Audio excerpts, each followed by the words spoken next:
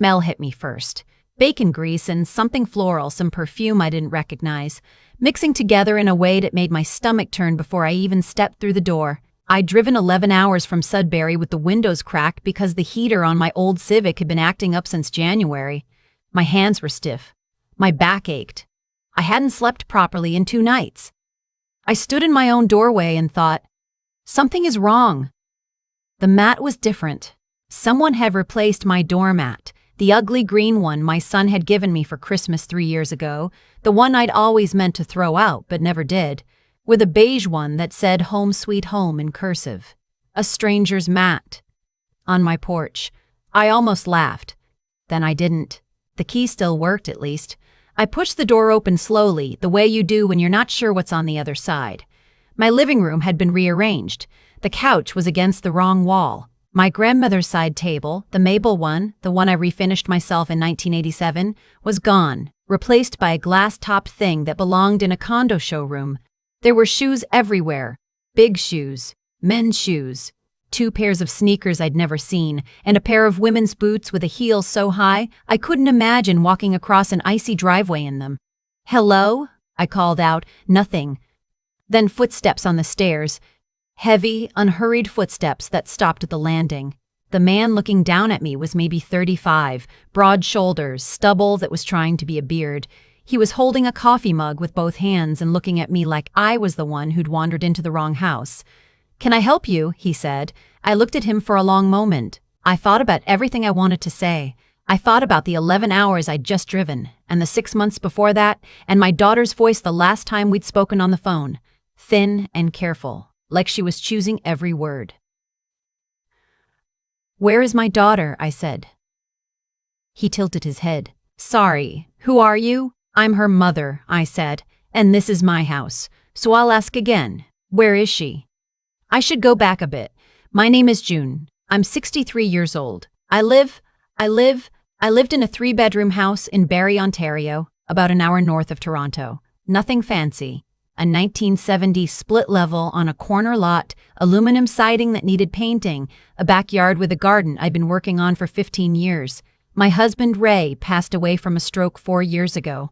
After that, it was just me in the house and the garden and my Thursday night book club, which kept me saner than anything else. My daughter, Cleo, is 31. She moved back in with me about 2 years after her father died. She'd been renting a place in Kitchener with a roommate, but when the lease ended, she said she needed to regroup, save some money, figure out her next step. I said, of course, that's what home is for. She met him at a work Christmas party. His name was Brandon. He was 38, divorced, worked in insurance, had what Cleo described as a great sense of humor. I met him exactly twice before things moved fast. By March, they were dating seriously. By June, he'd left his apartment and was spending most of his time at the house. By September, he and his mother and his younger brother were all in the house. I didn't find out about the mother and brother until later. That September, I got a call from my sister in Sudbury. She'd had a fall, broken her wrist, was going to need some help for a few months. She's 8 years older than me and lives alone. I didn't think twice about it. I packed a bag, called Cleo, told her I'd be back by Christmas at the latest, and drove north. I called every week. Cleo's answers got shorter. She sounded distracted. When I asked if everything was all right at the house, she said, "Fine, Mom, everything's fine." Christmas came, and my sister's recovery was slower than expected. She developed a complication, needed physio, couldn't manage the stairs alone. I stayed. January, February, I sent Cleo an e-transfer for her share of the utilities every month. I didn't ask her to pay rent. She was my daughter. In April, I called and the number went to voicemail twice in a row. The third time she picked up and she sounded, I can't explain it exactly, muted. Like someone was in the room with her and she knew it. "Are you okay?" I asked. "I'm fine," she said, "just busy." "Is Brandon there?" A pause. "He's downstairs." "Cleo?" I waited. "Is there something you want to tell me?" "No," she said. "Cleo?" I waited. "Is there something you want to tell me?" "No," she said. "Mom, I have to go." She hung up. I sat in my sister's kitchen for a long time after that. Then I got up, packed my bag, told my sister I'd be back in a few days, and drove south.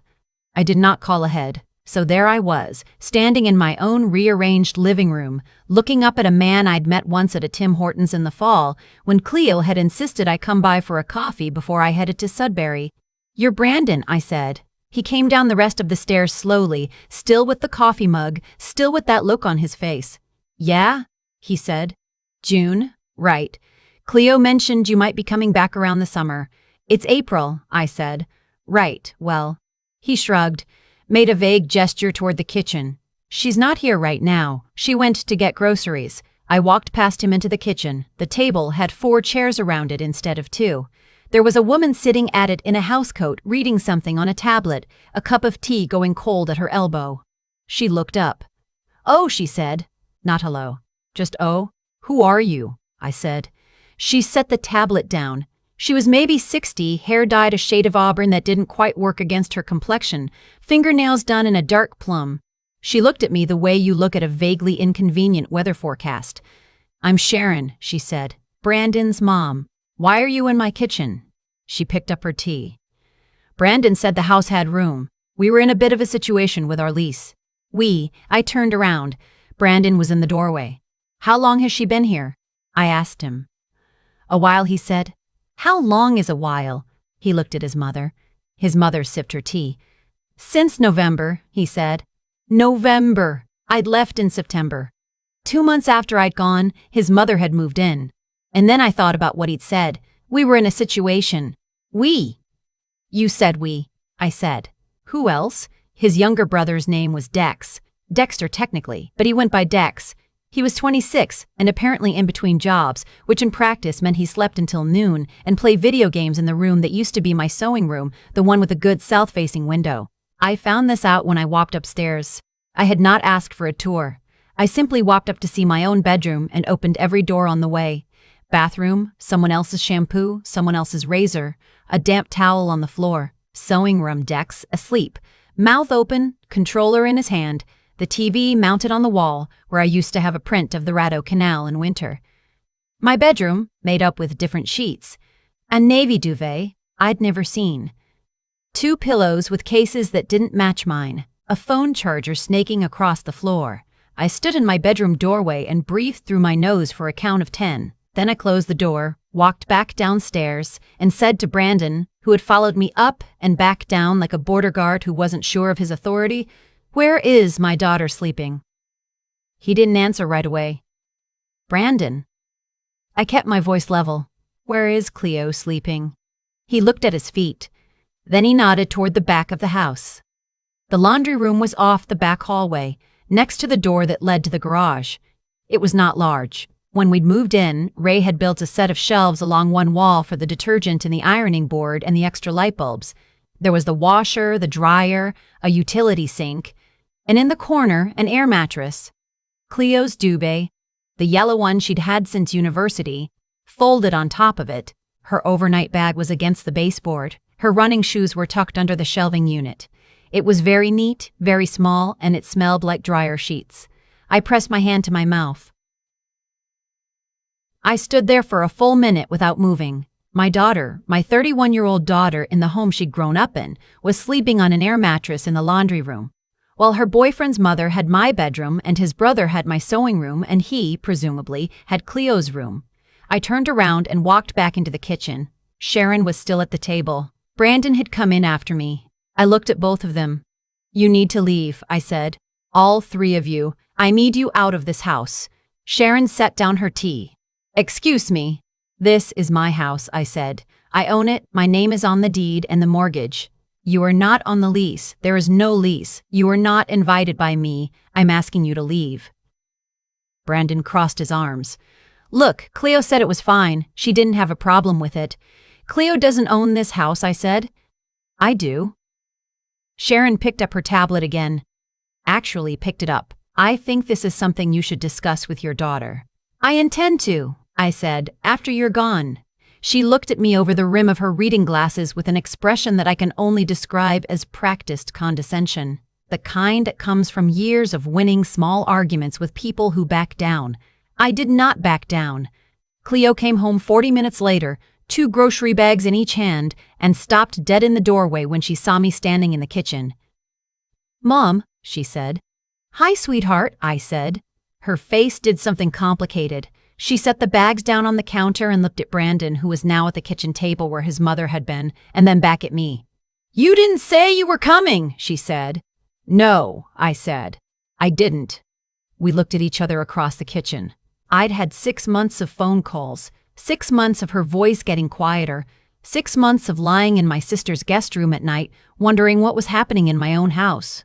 And now here she was, standing in her own kitchen like a guest, bags under her eyes, her hair pulled back quickly, not the way she'd normally do it. Can we talk? I said. Privately? She glanced at Brandon again. He was on his phone, pointedly not looking up. Yeah, she said quietly. Sure. We went to the backyard. It was a gray April day, cold, the garden still flat and winter-beaten. I planted tulip bulbs along the fence in October. They weren't up yet, but they'd be there soon. Cleo sat on the back step. I sat beside her. Tell me what happened, I said. She took a long time to start, but once she did, it came out steadily, the way things do when someone has been holding them in long enough. Brandon had suggested his mother stay temporarily after their rental situation fell through. Then his brother, Cleo, had felt she couldn't say no.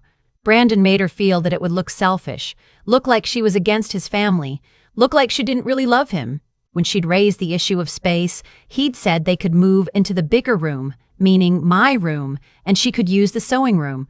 But then Sharon had taken the sewing room, and Dex had moved into what was supposed to be Cleo's alternate. And somewhere in the shuffle, without any conversation, Cleo had ended up with an air mattress in the laundry room.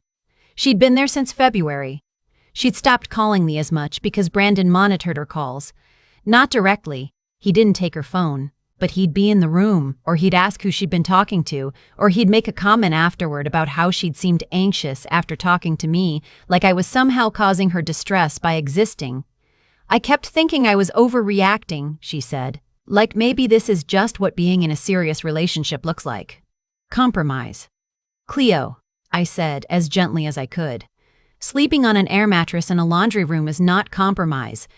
She pressed her lips together, nodded. Okay, I said, here's what we're going to do. The first thing I did was call my brother-in-law, who is a paralegal in Barrie and has been doing real estate and tenancy work for 30 years. His name is Frank. I called him from my car in the driveway. He talked me through it. In Ontario, if someone is an occupant but has no written lease and no formal tenancy agreement, and if they have been there less than the threshold period, and if the property owner has made a clear verbal request to vacate, they have a limited time to leave before you can pursue formal removal. He also told me that because I was the registered owner and had never agreed to any of this arrangement in writing or implied consent, my position was strong. He said to document everything starting immediately. Photos of every room, written notice to vacate given in person with a witness. I went back inside and got Cleo to stand beside me while I delivered written notice to Brandon formally. I'd written it on a piece of paper from my notepad in the car, simple and direct, requesting that he, his mother, and his brother vacate the property within 2 weeks. Sharon, from the couch she had migrated to, said, 2 weeks is not reasonable. It is in Ontario, I said. I didn't know if that was exactly right, but I said it with enough conviction that she didn't push it. Brandon said, Cleo, are you seriously going along with this? Cleo looked at him. I watched her do it. She looked at him for a long moment, and I could see it happening, something settling in her face. Yes, she said, I am. He left that night, actually, packed a bag and went to stay with a friend, said he needed space to think. Sharon and Dex were more stubborn. Sharon said she had nowhere to go. Dex said he needed time to sort out his finances. I said, I understand that this is inconvenient. I also understand that none of this was discussed with me. My timeline stands. I slept in my own bedroom that night for the first time in 6 months. I'd stripped the sheets and put on my own. I'd had them in the linen closet in the hallway, untouched. I lay in the dark and listened to my house and thought about how a place can be yours for 20 years and still feel unfamiliar, just from a few months of the wrong people in it. Frank came by the next morning. He was official without being aggressive, which is exactly the right tone for these things. He spoke to Sharon in the living room while I made tea in the kitchen, and Cleo sat at the table and went through her phone, deleting things, I think, starting over. Sharon left 3 days later. She had a cousin in Mississauga she'd apparently not wanted to call. She was cold to me until the very end. She took a set of dish towels that were not hers, and I let it go. Not every battle needs to be fought. Dex lasted another 4 days. He left mostly out of inertia.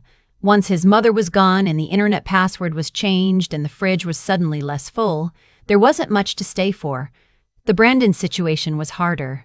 Cleo ended things with him the following week by phone, from my kitchen table with a cup of tea in front of her and me on the other side of the room pretending to read. She was calm.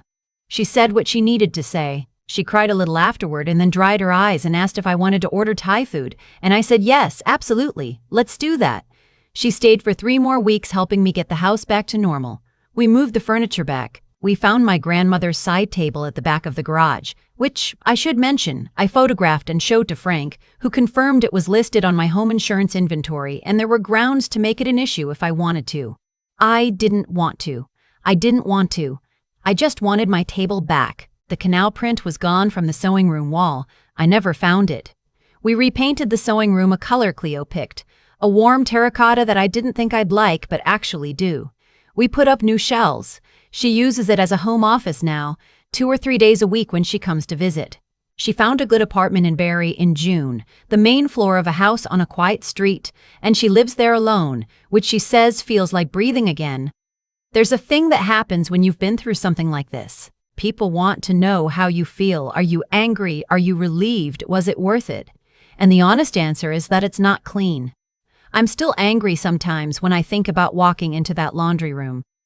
That image doesn't leave quickly. My daughter on an air mattress with her yellow duvet in the corner of a room with a utility sink, while strangers had her bedroom, my sewing room, my kitchen, my couch. I'm angry about that. I think I will be for a while, and I've decided that's all right. But here is what I also know. I know that I came home. I know that I didn't call ahead, and I didn't wait, and I didn't let someone talk me into thinking it was complicated when it was actually simple. My name is on the deed. It is my house. It was never theirs to arrange. And I know this. The tulips came up in May. All of them, red and yellow along the back fence, exactly where I planted them in October. I was there to see it. So was Cleo. She came for a Sunday lunch, and we sat in the backyard after, and she said, "Mom, your garden looks good." And I said, "It always looks good when someone's taking care of it. That's the whole story, really. Someone has to take care of what's yours, and sometimes that someone has to be you." I've thought a lot about what I could have done differently, not in the sense of regret, more the way you replay something just to understand it clearly. I wonder sometimes if I'd called ahead, if I'd given Brandon a warning, whether any of it would have shifted, whether he would have had time to tidy up the edges and make it look like something I could accept. I don't think so. I think what I walked into was the result of a long series of small choices made by people who had decided, without ever saying it out loud, that I wasn't coming back, or that if I did, I could be managed. That's the thing about letting things slide. One small concession at a time. Nobody wakes up one morning and decides to put someone's daughter on an air mattress in a laundry room. It happens in steps. A temporary arrangement that becomes permanent. A silence that gets easier to maintain. A question not asked because the answer might be uncomfortable. And then one day the doormat is different, and you're standing in your own living room feeling like a stranger, and you have to ask yourself how far back the drift actually started. Cleo is the one I think about most when I sit with this. She's sharp, and she's kind, and she's not naive, and she still ended up there. That tells me something. It tells me that the erosion of someone's sense of what they deserve can happen quietly, and it can happen to anyone. Brandon didn't have to shout or threaten. He just had to keep making her feel that her discomfort was an overreaction, that asking for her own room back was somehow less important than keeping the peace. That is not love, that is management, and the difference matters enormously. What I know about courage, real courage, not the dramatic kind, is that it usually looks like a very ordinary decision made in an uncomfortable moment.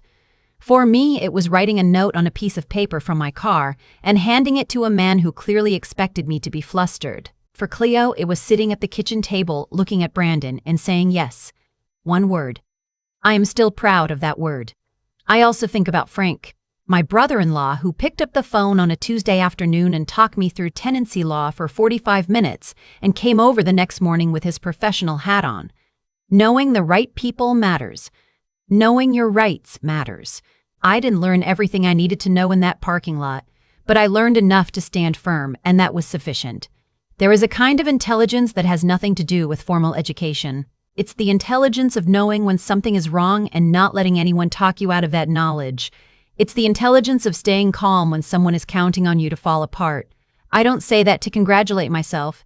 I say it because I think it can be learned, practiced, chosen. The tulips were there in May. I didn't do anything special to make them come up. I just planted them in the fall and then I came home. That's all it took. Sometimes that's all it takes.